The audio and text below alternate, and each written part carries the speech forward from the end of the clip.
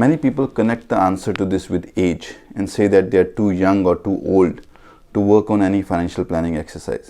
And कुछ इसको पैसे के साथ कनेक्ट करते हैं and say they do not have enough money, या सोचते हैं कि बहुत है सो किसी मनी मैनेजमेंट की या स्ट्रक्चर की क्या ज़रूरत है।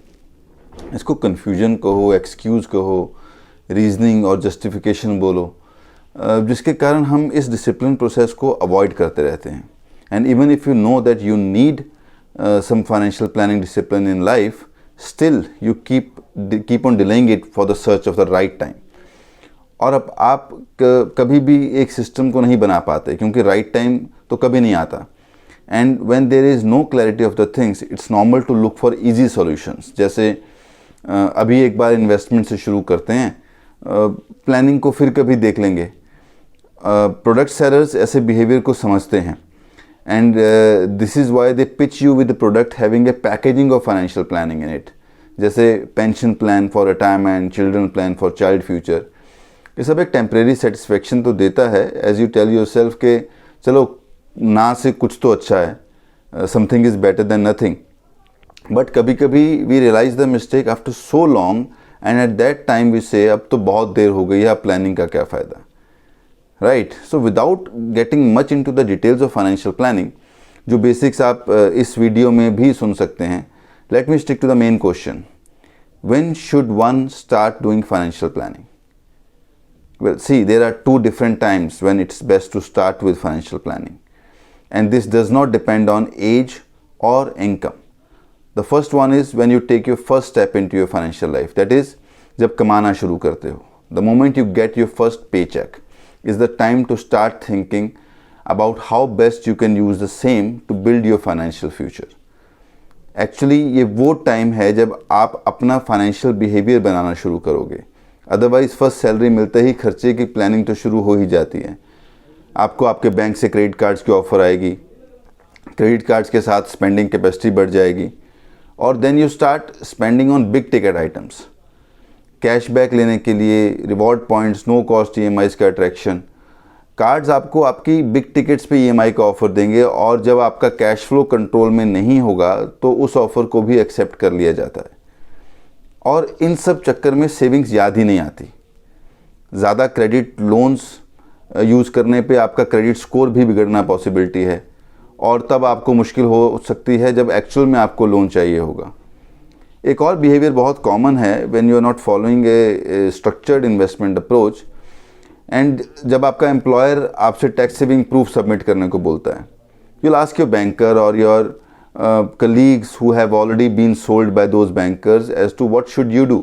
आप अपने पेरेंट्स को पूछोगे, फ्रेंड्स से बात करते हो, and you will and up having investing in some products like ULIP, traditional insurance plans, ELSs, mutual funds, PPF, right? Without understanding the impact of these products on your financial life and how these are going to help you achieve your goals, you invest in them. कुछ सालों तक ये सब ऐसा चलेगा, और फिर एक आवाज़ आएगी and someone will tell you that you should buy a house. खुद का घर भी बनेगा और फर्दर टैक्स सेविंग भी मिलेगी। अगर तब आपने अपना कैश फ्लो बिगाड़ा ना हो with credit cards, car loans and personal loans, you may like the idea and get into a new loan. And घर की डाउन पेमेंट करने के लिए सबसे आसान रूट नज़र आता है इन्वेस्टमेंट्स को ब्रेक करना। एंड यू जस्टिफाई योरसेल्फ, घर लेना भी तो इन्वेस्टमेंट ही है।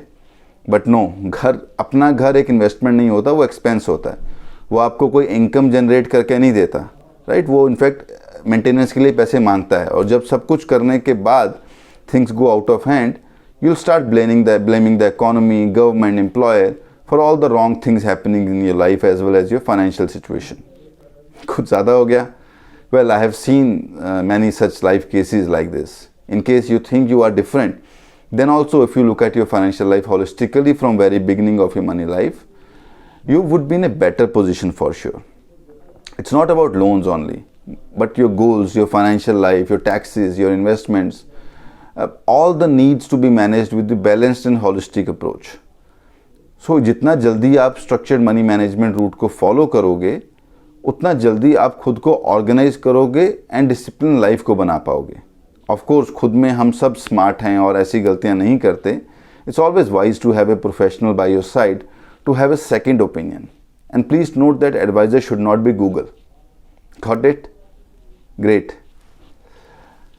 Now the second best time to start with financial planning is now. Abhi, isi waqt. As it's never too late to correct your mistakes and get organized in your money matters. You may have unrequired insurance policies, or you may be underinsured. You may have stuck yourself in the wrong investment products, which are not letting you grow financially. You may have some bad loans in your kitty. You may not be able to select suitable investments for your long and short-term goals. Sometimes you want to invest in high growth products. Sometimes you want to stay safe. You need tax planning and want to know if there are some better options which may help you to save on taxes. आपके पास goals अभी भी हैं और तब से different हैं जब आपने कमाना शुरू किया था, और बहुत सारे फाइनेंशियल क्वेरीज के साथ आप जिनके आंसर्स आज भी ढूंढ रहे हो. All this requires a well-structured financial planning approach. If you keep waiting, things will get worse and not better for sure. In the end, I would say, any time is the right time to do the right thing.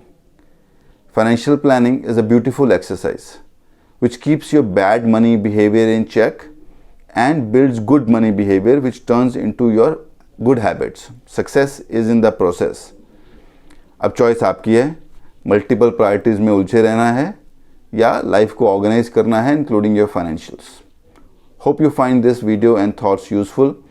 Do share your questions and comments in the section below. Thank you.